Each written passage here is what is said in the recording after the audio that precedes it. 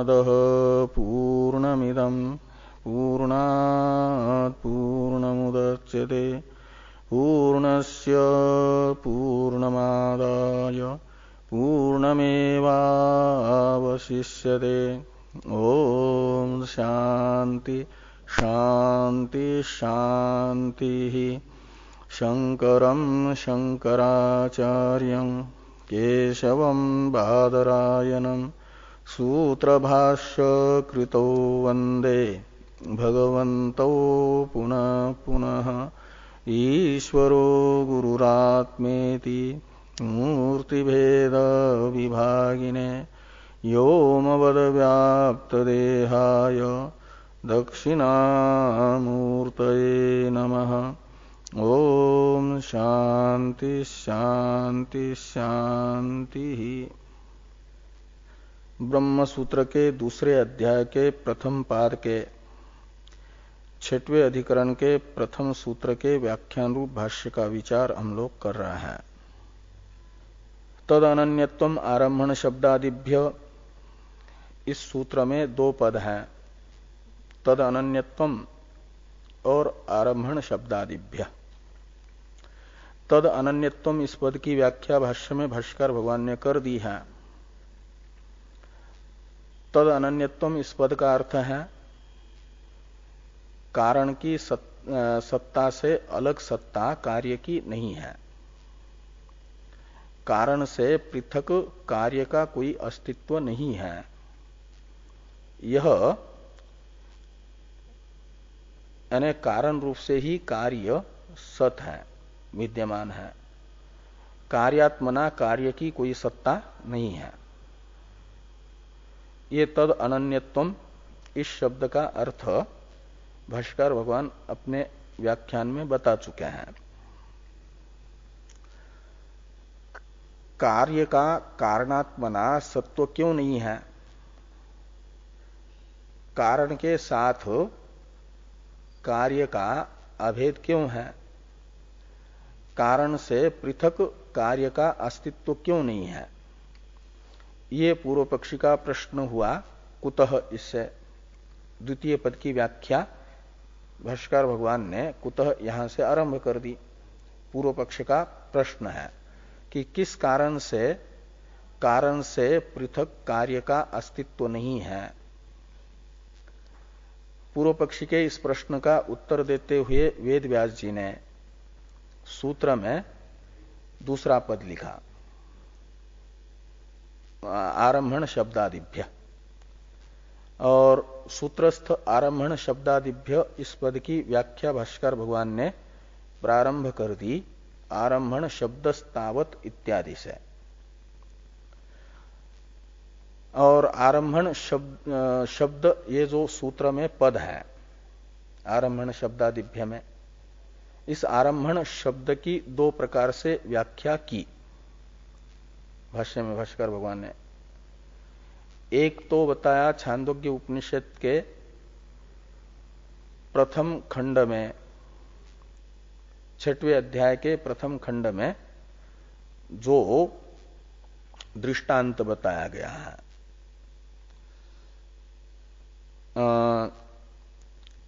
वो वाक्य आरंभण शब्द से लेकर के यथा सौम्य एकेन मृत्पिंडेन सर्वं मृण्मयं विज्ञातम स्यात् वाचारंभणं विकारो नामधेयं मृतिका इत्येव सत्यम।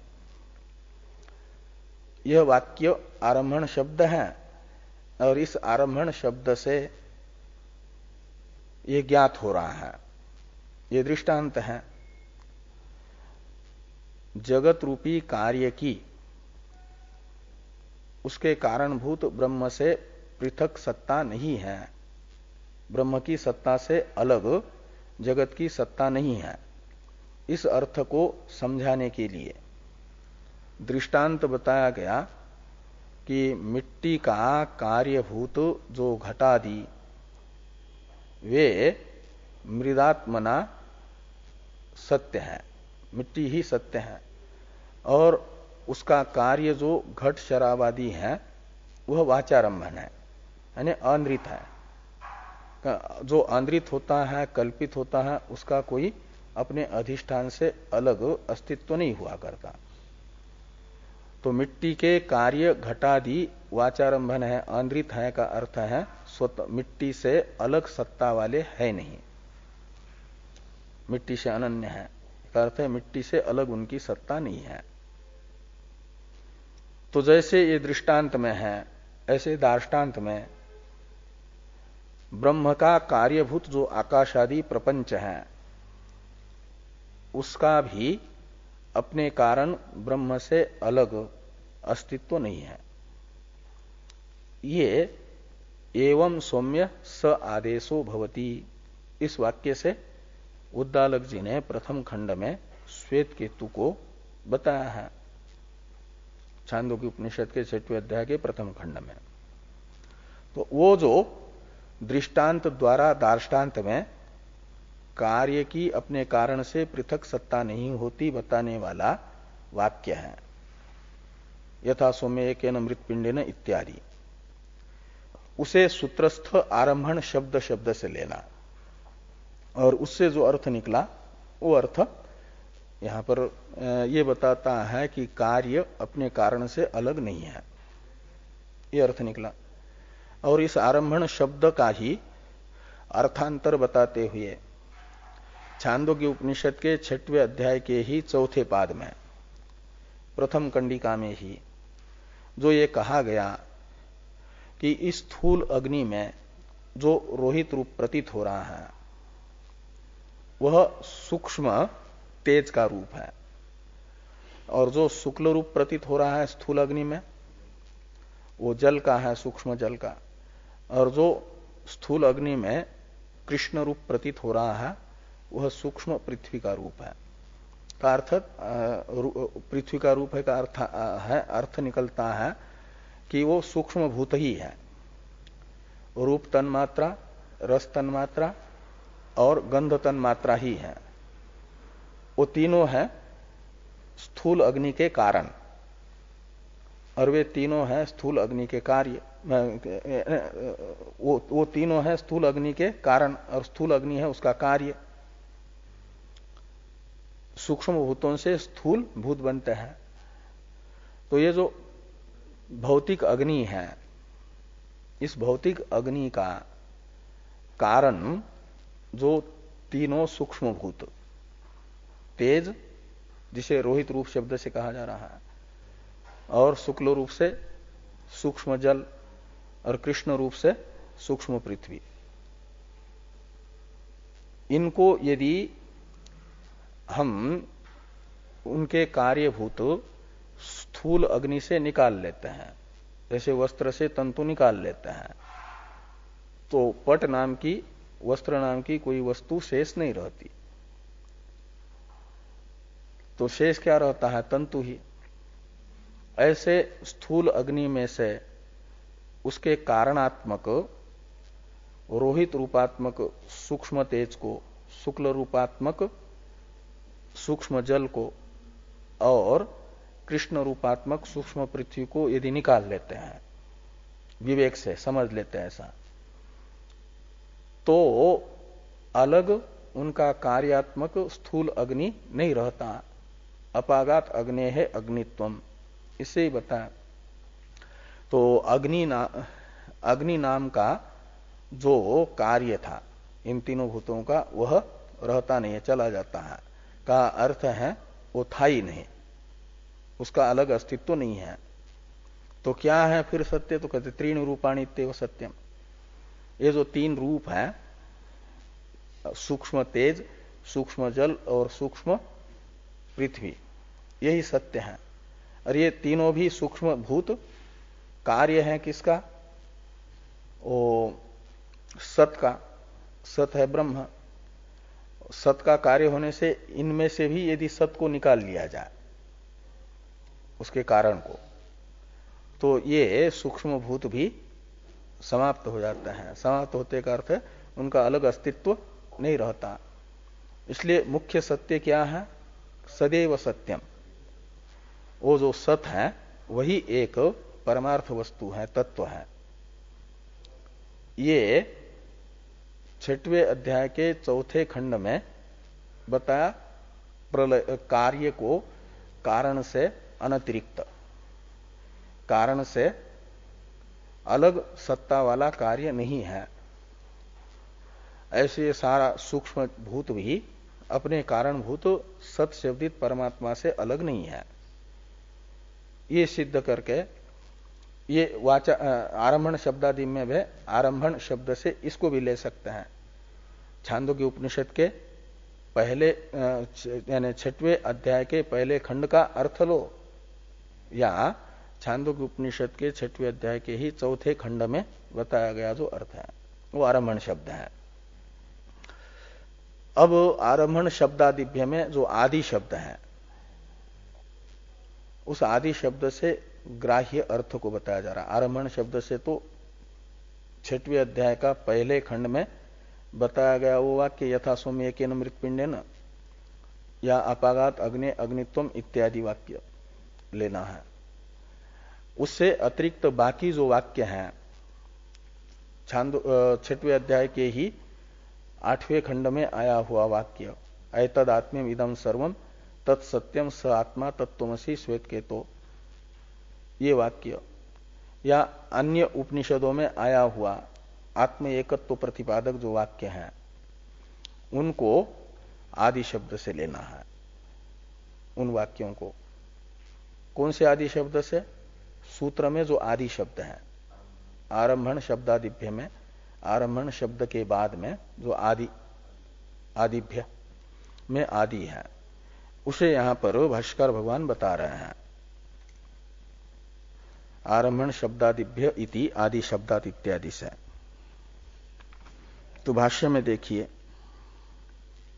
आरंभण शब्दादिभ्य इति आदि शब्दात, यानी सूत्रस्थ द्वितीय पद में प्रयुक्त जो आदि शब्द है, सूत्रस्थ द्वितीय पद है आरंभण शब्दादिभ्य ये पद, और इति यानी इस पद में जो आदि शब्द है उस आदि शब्द से इन श्रुति वाक्यों को लेना।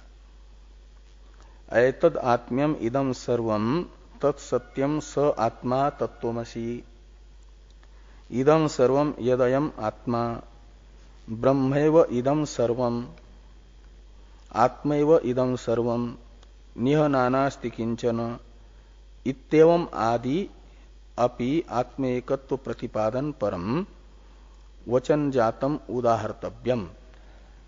आदि शब्दात को उदाहर्तव्यम के साथ जोड़ दीजिए। आरंभण शब्दादिभ्य इति आदि शब्दात इत्येवं आत्मेकत्व प्रतिपादन परम वचन जातम उदाहर्तव्यम, ऐसा ये आत्मा के एकत्व को बताने वाले जो वचन समूह है उपनिषदों के, जो उपनिषदों का जो वचन समूह है उसे उदाहर्तव्य यानी बताना चाहिए। वक्तव्यम, उदाहर्तव्यम का अर्थ है वक्तव्यम, कहना चाहिए।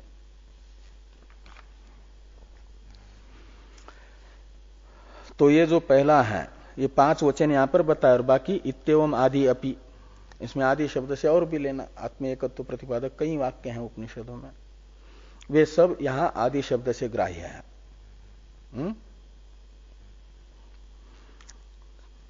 तो उसमें से यहां पर तो 5 वाक्य बताए हैं, उनमें से 2 हैं छांदोग्य उपनिषद के, 2 है बृहदारण्यक के और 1 है मुंडक का।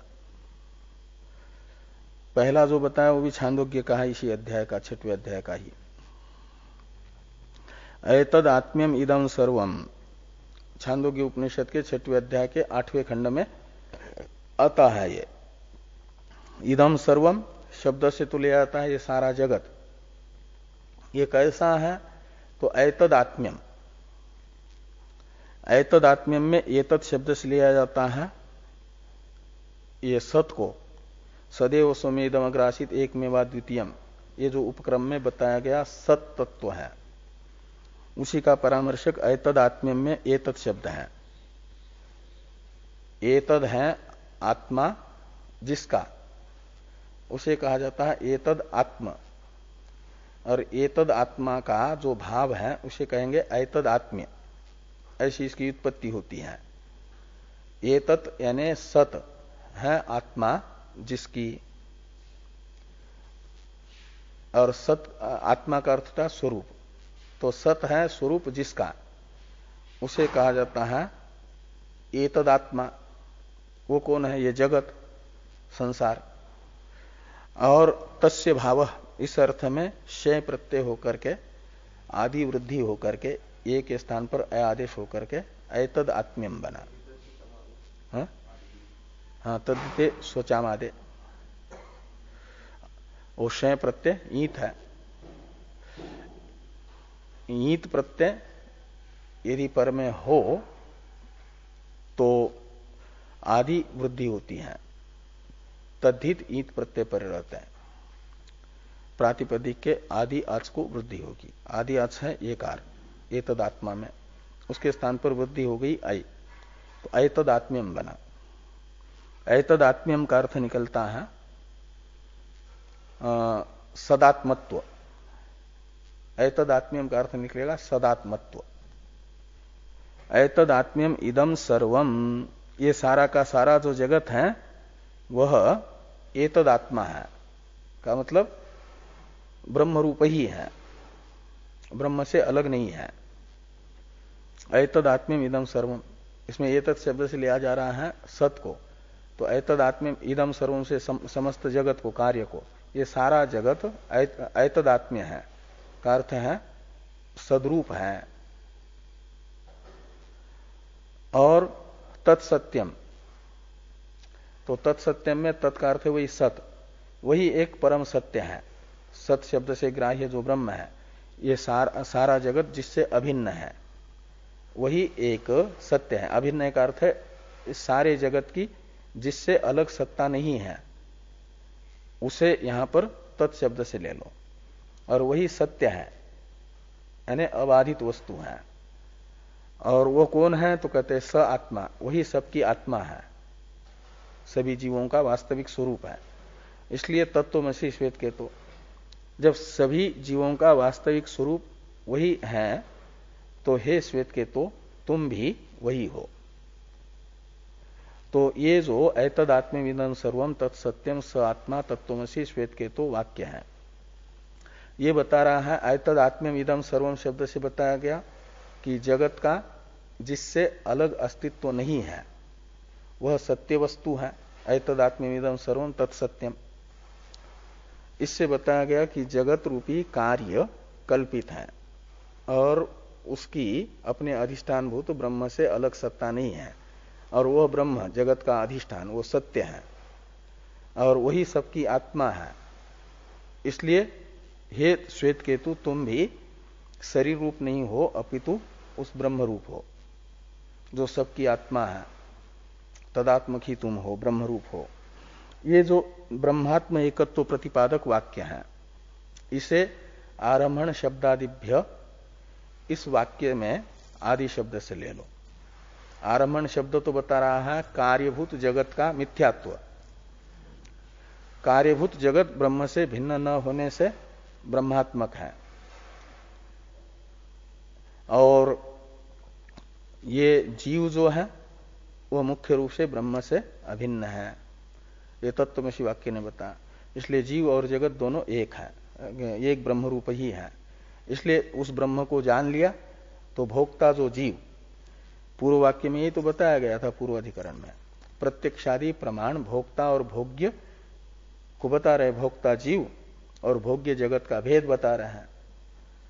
यहां पर बताया जा रहा है कि प्रत्यक्षादि प्रमाणों के द्वारा जिन भोक्ता और भोग्य का भेद बताया गया है वे भोक्ता और भोग्य वस्तुतः परमार्थ दृष्टिया ब्रह्म से अलग नहीं है, वो ब्रह्म से अलग परमार्थतः जगत की सत्ता नहीं है, और जीव भी परमार्थतः वो ब्रह्म रूप ही है। एतद आत्मविदं सर्वम ने यही तो बताया कि जगत की ब्रह्म से अलग सत्ता नहीं है। और तत्वमसि ये वाक्य बता रहा है कि वह ब्रह्म जीव भी उस ब्रह्म से वस्तुतः अलग नहीं है, ब्रह्म रूप ही है। इसलिए भोक्ता और भोग्य इनकी पारमार्थिक सत्ता ही नहीं है, तो इनका भेद भी पारमार्थिक नहीं होगा, व्यावहारिक होगा, इनकी व्यावहारिक सत्ता है तो। इसलिए प्रत्यक्षादि प्रमाण ने जो भोक्ता और भोग्य का भेद बताया है वह भेद व्यावहारिक है, पारमार्थिक नहीं है, ये सिद्ध होगा इसी अभिप्राय से। यहां पर एतदात्म्यमिदं सर्वं तत्सत्यम स आत्मा तत्त्वमसि यह वाक्य आया। और बृहदारण्यक उपनिषद का आ रहा है कि इदं सर्वम यदयम आत्मा, ये सारा का सारा जो जगत है वह आत्मरूप है। इदम सर्वम शब्द से लेना है जगत को। तो इदम सर्वम यत, ये जो सारा जगत है वह अयम आत्मा यानी आत्मा से अलग नहीं है, आत्मा से पृथक उसकी सत्ता नहीं है, का मतलब आत्मरूप है। और ब्रह्मैव इदम सर्वम, इदम सर्वम से जगत को लेना है। जो इदम सर्वम यत इस वाक्य में जिससे इदम, जिसको लिया गया था इदम सर्वम शब्द से, उसी को ब्रह्मैव इदम सर्वम इस वाक्यस्थ सर्व इदम सर्वम शब्द से लेना। ये मुंडक उपनिषद का है, वो बृहदारण्यक का था। तो जैसे छांदोग्य में भी एतदात्म्यमिदं सर्वम इस वाक्य ने समस्त जगत को सत शब्दित परमात्मा से अलग नहीं है करके बताया, अलग सत्ता वाला नहीं है। ऐसे छांदोग्य बृहदारण्यक का इदम सर्वम यदयम आत्मा ये वाक्य भी बता रहा है कि जगत की ब्रह्म से अलग सत्ता नहीं है। ऐसे ये मुंडक उपनिषद, छांदोग्य उपनिषद तो हुआ सामवेद का, इदम सर्वम यदयम आत्मा ये बृहदारण्यक वाक्य हुआ यजुर्वेद। और अथर्ववेद भी यही बता रहा है। अथर्ववेद का वाक्य है ये ब्रह्मैव इदम सर्वम, मुंडक उपनिषद अथर्ववेद ही है ना, कि इदम सर्वम ब्रह्मैव, ये सब जो जगत है वह ब्रह्म है, का मतलब ब्रह्म से अलग सत्ता वाला है नहीं। इसकी ब्रह्म जैसे सर्पादि रस्सी ही है, परमार्थता का अर्थ निकलता है पर रस्सी से अलग उनकी सत्ता नहीं है, वे सर्पादि आंद्रित है।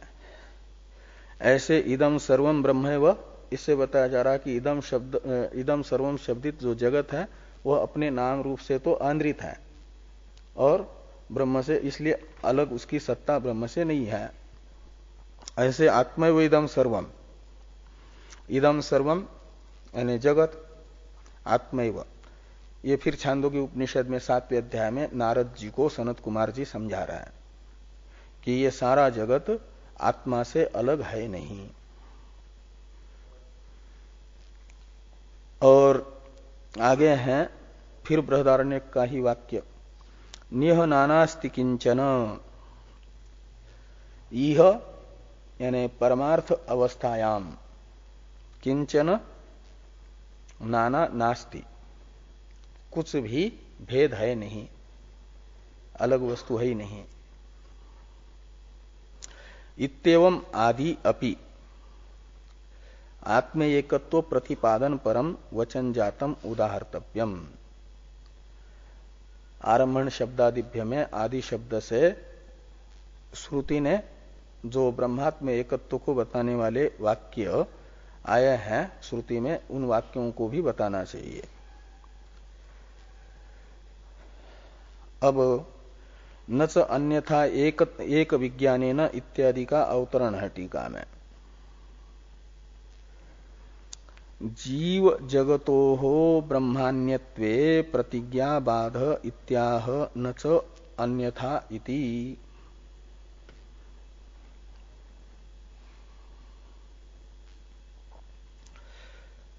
तो न च अन्यथा इत्यादि का अवतरण है टीका में। जीव जगतो ब्रह्मान्यत्वे प्रतिज्ञा बाध इत्याह। अभी तक के वाक्यों से ये बताया गया कि जगत की ब्रह्म से अलग सत्ता नहीं है और जीव ब्रह्म से भिन्न नहीं है, अभिन्न ही है। ये सिद्धांत बताया ना, वेदांत सिद्धांत यही है कि ब्रह्म सत्य है जगत मिथ्या है, इसलिए अपने अधिष्ठान ब्रह्म से उसकी अलग सत्ता नहीं है।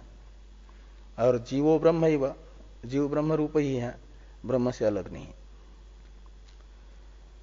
और पूर्व पक्षी का कथन है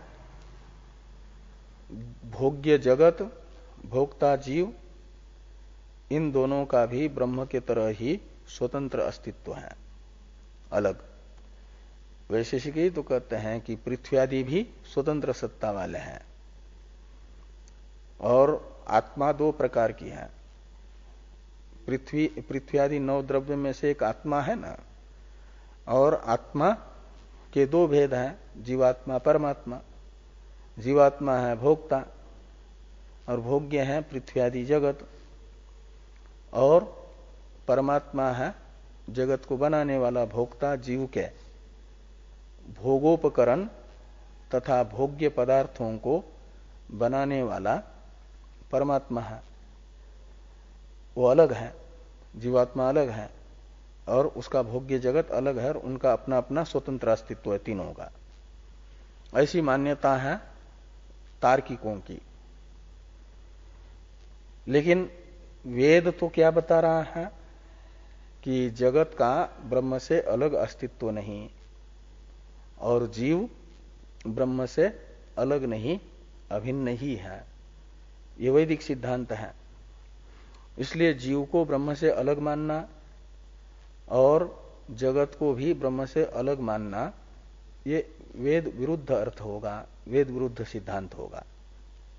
जीव की और जगत की ब्रह्म की सत्ता से अलग स्वतंत्र सत्ता मानना, ये वेद सम्मत अर्थ नहीं है, वेद विरुद्ध अर्थ है, ये अर्थ निकलेगा। और वेद में जो प्रतिज्ञा है, एक ज्ञान से सर्वज्ञान की प्रतिज्ञा, वह प्रतिज्ञा भी सिद्ध नहीं हो पाएगी यदि ब्रह्म की सत्ता से अलग जगत की सत्ता मानेंगे और जीव को ब्रह्म से अलग मानेंगे। तो जीव और ब्रह्म क्या नाम, वो एक ज्ञान से सर्वज्ञान की जो प्रतिज्ञा है, उस प्रतिज्ञा की भी सिद्धि नहीं होगी। हाँ, एक विज्ञान न सर्वविज्ञान। एक ज्ञान से सर्वज्ञान कब हो सकता है? जब सर्व शब्दित जगत का एक शब्दित परमात्मा से अलग अस्तित्व नहीं मानेंगे और उस परमात्मा से भोक्ता जीव को भी अलग नहीं मानेंगे, तभी एक शब्दित परमात्मा के ज्ञान से सर्व ज्ञान हो सकता है। एक विज्ञान न सर्व विज्ञान, वो प्रतिज्ञा सिद्ध हो सकती है, अन्यथा नहीं।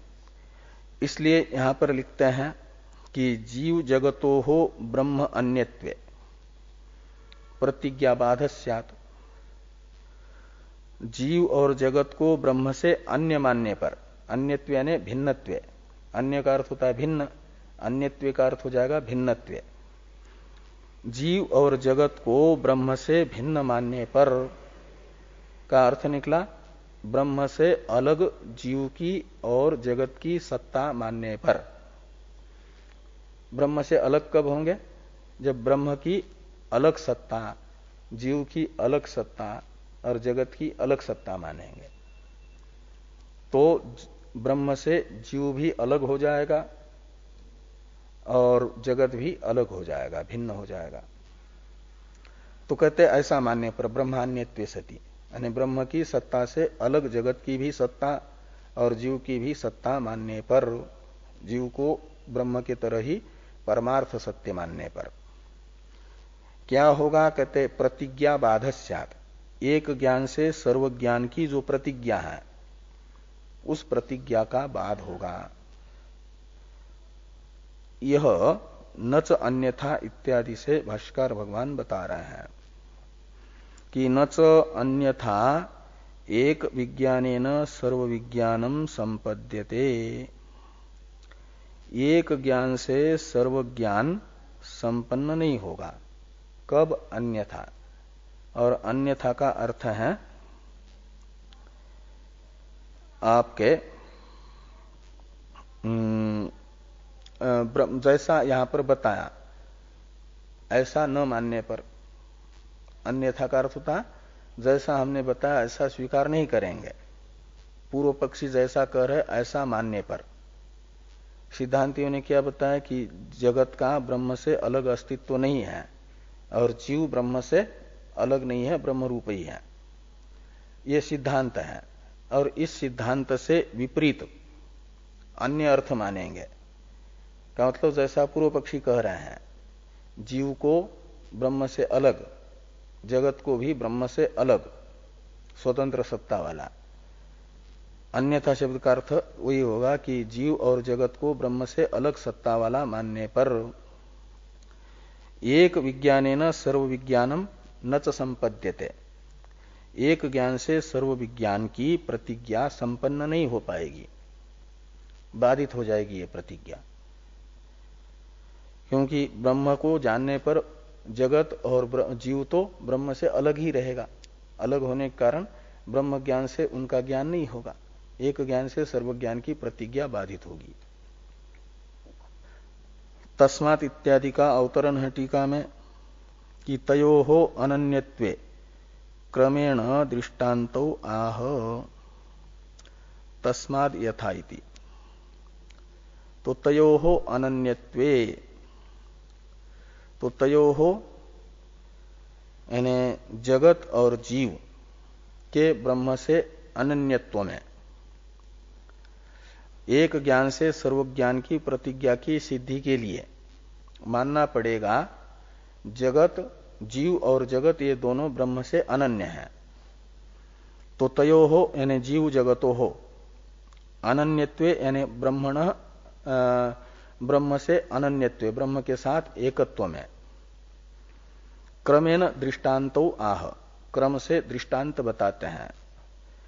जीव का ब्रह्म के साथ एकत्व को सिद्ध करने वाला दृष्टांत पहले बताया, घटाकाशादि के महाकाश से अभिन्न होने का, और मृग तृष्णिका उदकादि का उसरादि से अभिन्न होना, ये दृष्टांत है जगत के ब्रह्म से अभेद का। तो भाष्य में है, देखिए कि तस्मात् यथा घट कर्कादि आकाशानाम महाआकाश अनन्यत्वम यथा च मृग तृष्णिकोदकादीनाम उषरादिभ्यो अनन्यत्वम दृष्टनष्ट स्वरूपत्वात् स्वरूपेण अनुपाख्यत्वात्। तो ये कहते हैं कि जैसे घट कर्कादि आकाश यानी घटाकाश, करकाकाश, मठाकाश आदि शब्द से ये महाआकाश से अनन्य है। महाआकाश है निरुपाधिक आकाश, अवकाशात्मक,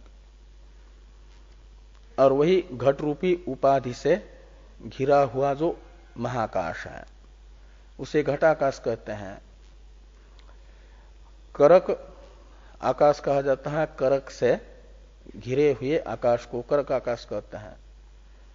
मठ से घिरा हुआ आकाश मठाकाश। तो ये उपाधियां अलग अलग है। एक ही महाकाश की उपाधि घट हुआ तो घटाकाश, और उसी आकाश महाकाश की उपाधि करक हुआ तो करक आकाश, मठ बना उसी महाकाश में तो मठाकाश। तो ये घटाकाश, मठाकाश, करकाकाश परस्पर भिन्न नहीं है और महाकाश से भी भिन्न नहीं है, लेकिन उपाधि के भिन्न होने से भिन्न प्रतीत हो रहे हैं। उपाधि के भेद के कारण उनमें भिन्नता प्रतीत हो रही है।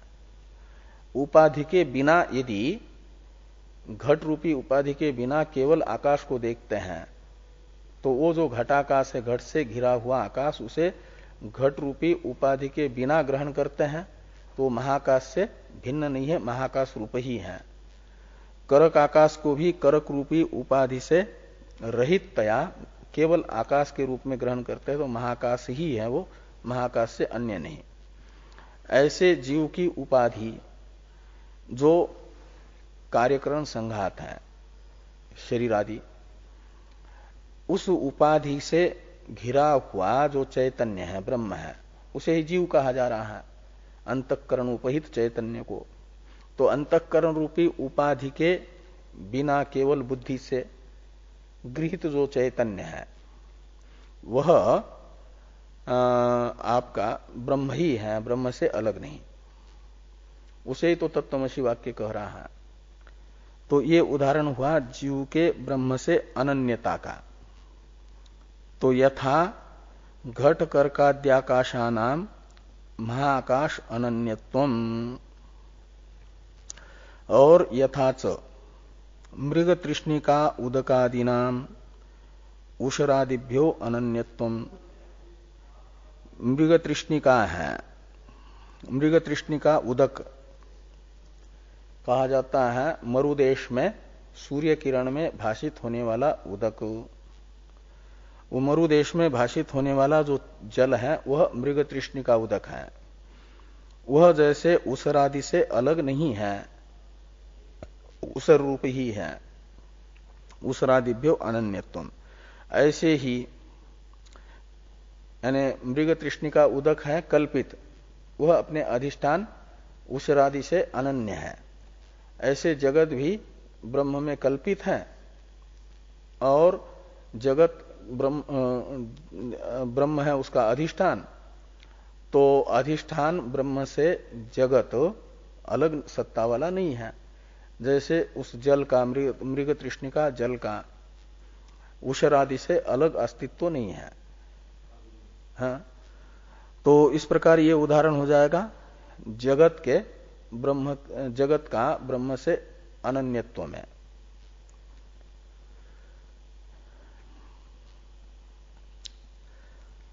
और तस्मात् शब्द का अर्थ बताया टीका में टीकाकार ने प्रतिज्ञा बलात् इत्यर्थ। तस्मात् यथा इत्यादि में तस्मात् है ना, इस तस्मात् का अर्थ है प्रतिज्ञा बलात्। एक ज्ञान से सर्व ज्ञान की प्रतिज्ञा जो है उसकी उपपत्ति के लिए। यदि जीव को और जगत को ब्रह्म से भिन्न मानेंगे तो एक ज्ञान से सर्व ज्ञान की प्रतिज्ञा सिद्ध नहीं होगी। तो ये प्रतिज्ञा अन्यथा अनुपपत्ति रूप जो स्रोत अर्थापत्ति है, इस स्रोत अर्थापत्ति प्रमाण से भी यह बात निकलती है कि जगत और जीव ब्रह्म से अनन्य ही है, अन्य नहीं। तद अनन्यत्व सिद्ध होता है। जगत और जीव का ब्रह्म से अनन्यत्व प्रतिज्ञा के अन्यथा अनुपपत्ति रूप स्रोत अर्थापत्ति प्रमाण से भी निश्चित हो रहा है। ये तस्मात् इस शब्द से बताया गया प्रतिज्ञा बलात्। प्रतिज्ञा बलात् का अर्थ निकल रहा है स्रोत अर्थापत्ति प्रमाण से। अब भाष्य में जो ये है दृष्ट नष्ट स्वरूपत्वात् स्वरूपेण अनुपाख्यत्वात्, यानी ये मृग तृष्णिका उदक आदि उसरादियों से अनन्य क्यों है? कहते इसलिए कि वे दृष्ट नष्ट स्वरूप है। दृष्ट नष्ट स्वरूप का अर्थ कर रहे हैं टीका में टीकाकार दृष्टम प्रातितिकम और नष्टम अनित्यम। तो दृष्ट नष्ट स्वरूप का अर्थ है प्रातितिक अनित्य स्वरूप। तो ये जो मृग तृष्णिका है, मृग तृष्णिका का जो जल है वह अनित्य क्यों है? कहते इसलिए क्या नाम वो, इसलिए उषर से अनन्य है, उषर आदि से, कि वह प्रातितिक है, यानी प्रतीति मात्र है। प्रातितिक कहा जाता है प्रतीति मात्र, और अनित्य है यानी क्षण भंगुर है। तो प्रातितिक तथा अनित्य होने से वह उषरादि से अनन्य है। इसे कह रहे हैं कि दृष्टम यानी प्रातितिकम, नष्टम यानी अनित्यम, यत स्वरूपम, वो हुआ मृग तृष्णिकादि का स्वरूप। और तद रूपेण अनुपाख्यत्वात्, भाष्य में अनुपाख्यत्वात् भी पद है ना। तो अनुपाख्य क्यों कहते हैं? कहते हैं अनुपाख्य इसलिए कहा जाता है, अनुपाख्य का अर्थ है सत्ता स्फूर्ति शून्यत्वात्। सत्ता स्फूर्ति शून्य है। सत्ता स्फूर्ति शून्यत्वात् अनन्यत्वम, अनन्यत्व है ब्रह्म में, ब्रह्म के साथ अनन्यत्व यानी ब्रह्म से अभिन्नत्व है। दार्ष्टान्त में ब्रह्म के साथ अनन्यत्व जीव जगत का लेना, यानी जगत का ब्रह्म के साथ अनन्यत्व का ये उदाहरण। और दृष्टांत में तो वो मृग तृष्ण का उदक आदि वे दृष्ट नष्ट स्वरूप है, इसलिए स्वरूपेन अनुपाख्य है। अनुपाख्य का मतलब सत्ता स्फूर्ति शून्य है, उनका अपने अधिष्ठान को छोड़ करके न तो भान होगा न तो आपका ये होगा कि सत्ता रहेगी उनकी। सत्ता स्फूर्ति, स्फूर्ति कहते भान को, ज्ञान को, सत्ता है अस्तित्व। तो अधिष्ठान को छोड़ करके इनका न तो अस्तित्व है और न तो भान है। तो स्वरूप तद रूपेण अनुपाख्यत्वात् का अर्थ कर दिया सत्ता स्फूर्ति शून्यत्वात् अनन्यत्वम इति संबंध। अनन्यत्व है जैसे, ऐसे ही ये जो, तो ये जगत दार्ष्टान्त में यहां पर बताया जा रहा है भाष्य में कि एवं अस्य भोग्य भोक्त्रादि प्रपंच जातस्य ब्रह्म व्यतिरेकेण अभाव इति द्रष्टव्यम। एवं यानी दृष्टांत के तरह। तो दृष्टांत में जैसे घटाकाशादि महाआकाश से अनन्य है, ऐसे तत्त 84 लाख प्रकार के शरीरादि रूप उपाधि से उपहित चैतन्य रूप जीव निरुपाधिक ब्रह्म जो तत्पदार्थ है उससे अनन्य है।